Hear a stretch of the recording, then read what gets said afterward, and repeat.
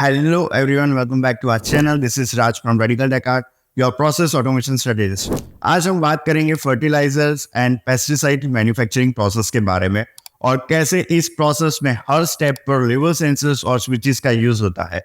ये सेंसर्स कैसे काम करते हैं और क्यों जरूरी है, ये सब आसान भाषा में समझेंगे। तो चलिए शुरू करते हैं। Step 1 is raw feed hopper. सबसे पहला स्टेप है रो फीड हॉपर, जहां नाइट्रोजन, फास्फोरस और पोटेशियम जैसे कॉन्सेंट्रेटेड न्यूट्रिएंट्स स्टोर किए जाते हैं। इन रो मटेरियल्स को सेफ और सही तरह से स्टोर करना बहुत ही इंपॉर्टेंट है। यहाँ vibrating road type level sensors का यूज होता है, जो कॉस्ट इफेक्टिव सॉल्यूशंस है और मटेरियल का लेवल एक्यूरेटली मॉनिटर करता है। कैसे काम करता है? ये सेंसर एक वाइब्रेटिंग रोड का यूज करता है, जो मटेरियल के कांटेक्ट में आते ही जब रोड टच होते ही तो वाइब्रेशन फ्रीक्वेंसी चेंज होती है और सेंसर्स का लेवल पता चल जाता है। क्यों इंपॉर्टेंट है ये सेंसर? हाईली कॉन्सेंट्रेटेड मटेरियल को सही तरह से मैनेज करना सेफ्टी के लिए जरूरी है और ये सेंसर एक्यूरेट मॉनिटरिंग करता है, जिससे प्रोसेस स्मूथ रहती है। कब यूज करते हैं इसे? जब भी रॉ मटेरियल को हॉपर में स्टोर किया जाता है और उसका लेवल चेक करना होता है, तब ये सेंसर एक्टिवेट होता है। मेन वर्किंग प्रिंसिपल इज, ये सेंसर वाइब्रेशंस के बेसिस पर काम करता है। जब रोड मटेरियल के लेवल से टच होती है तो फ्रीक्वेंसी चेंज होती है और सेंसर्स लेवल डिटेक्ट करता है। Step 2 is buffer tank. Next step है बफर टैंक, जो प्राइमरी फर्टिलाइजर्स के कॉम्पैक्ट स्टोरेज के लिए होता है।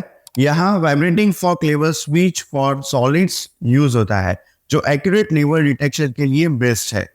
कैसे काम करता है, अब ये समझते हैं। इस सेंसर में 2 वाइब्रेटिंग फॉक होते हैं, जो फर्टिलाइजर के कांटेक्ट में आने पर वाइब्रेट करना बंद कर देते हैं। और क्यों इंपॉर्टेंट है ये सेंसर?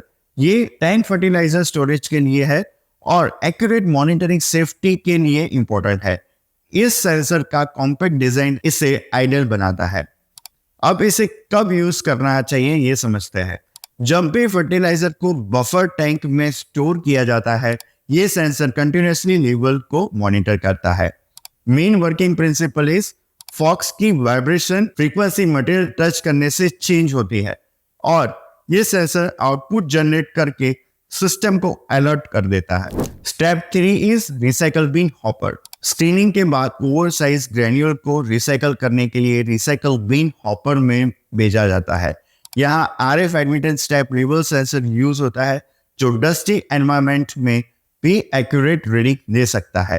अब कैसे काम करता है ये समझते हैं।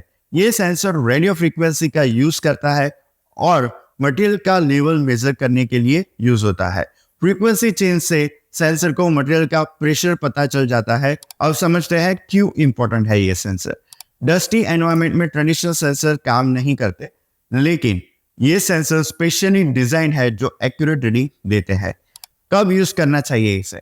जब ओवरसाइज ग्रेन्यूल्स हॉपर में स्टोर होते हैं, तब ये सेंसर्स लेवल मॉनिटर करते हैं। Now what's the working principle behind that? ये सेंसर इलेक्ट्रिक फील्ड क्रिएट करता है और मटेरियल आने से एडमिटेंस चेंज होते हैं, जिससे सेंसर्स लेवल डिटेक्ट करता है। Step 4 is product bin hopper. Product bin hopper में फाइनल फर्टिलाइजर्स ड्राई कंडीशंस में स्टोर किए जाते हैं। यहाँ rotating panel level sensors for solid use होता है, जो एडजस्टेबल सेंसिटिविटी के साथ एक्यूरेट मॉनिटरिंग प्रोवाइड करता है। अब समझते हैं कैसे काम करता है ये सेंसर्स एक रोटेटिंग पैनल का यूज करता है, जो मटेरियल टच होने पर रोटेशन बंद कर देते हैं। अब समझते हैं क्यों इंपॉर्टेंट है ये। फर्टिलाइजर्स को एक्यूरेटली मॉनिटर करना जरूरी है और ये सेंसर एडजस्टेबल सेंसिटिविटी के साथ आता है, जो इसे एडेप्टेबल बनाता है। अब समझते हैं कब यूज करना चाहिए इसे।